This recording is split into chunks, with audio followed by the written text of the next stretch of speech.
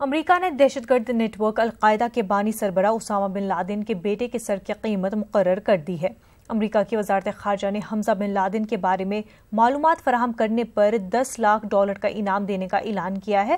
امریکہ کے اس اعلان کے بعد سعودی عرب نے حمزہ بن لادن کی شہریت منسوخ کر دی ہے۔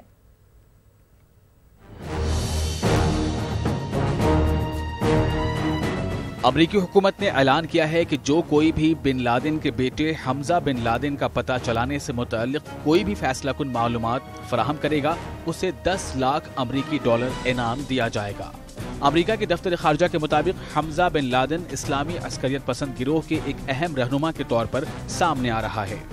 واشنگٹن کا ماننا ہے کہ حمزہ بن لادن اب القاعدہ کی سرگرمیوں میں اہم کردار ادا کر رہا ہے اور وہ 2015 سے لے کر اب تک امریکہ اور اس کے مغربی اتحادیوں کے خلاف کئی بار دہشت گردانہ حملوں کی اپیلیں بھی کر چکا ہے۔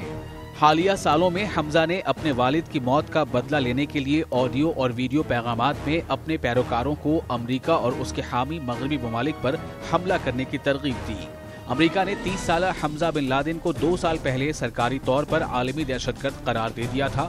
امریکہ کے دفتر خارجہ کے مطابق ایبٹ آباد میں اسامہ بن لادن کے کمپاؤنڈ سے حاصل کیے جانے والے خطوط سے ظاہر ہوا کہ وہ اپنے سب سے پسندیدہ بیٹے حمزہ کی تربیت کر رہے تھے تاکہ حمزہ القاعدہ کے رہنما کے طور پر ان کی جگہ لے سکے۔ یہ معلوم نہیں کہ حمزہ بن لادن اس وقت کہاں ہے، تاہم ایسا مانا جا رہا ہے کہ وہ افغانستان اور پاکستان کے بارڈر کے آس پاس مقیم ہے۔ حمزہ بن لادن کی شادی محمد عطا کی بیٹی سے ہوئی ہے اور یہ وہی محمد عطا ہیں جنہوں نے 2001 کے حملوں میں استعمال ہونے والے 4 طیاروں میں سے ایک کو ہائی جیک کر کے نیو یارک کے ورلڈ ٹریڈ سینٹر سے ٹکرا دیا تھا۔ واضح رہے کہ اسامہ بن لادن کو امریکی دستوں نے 2011 میں پاکستان کے شہر ایبٹ آباد میں ایک خفیہ آپریشن کے دوران ہلاک کر دیا تھا۔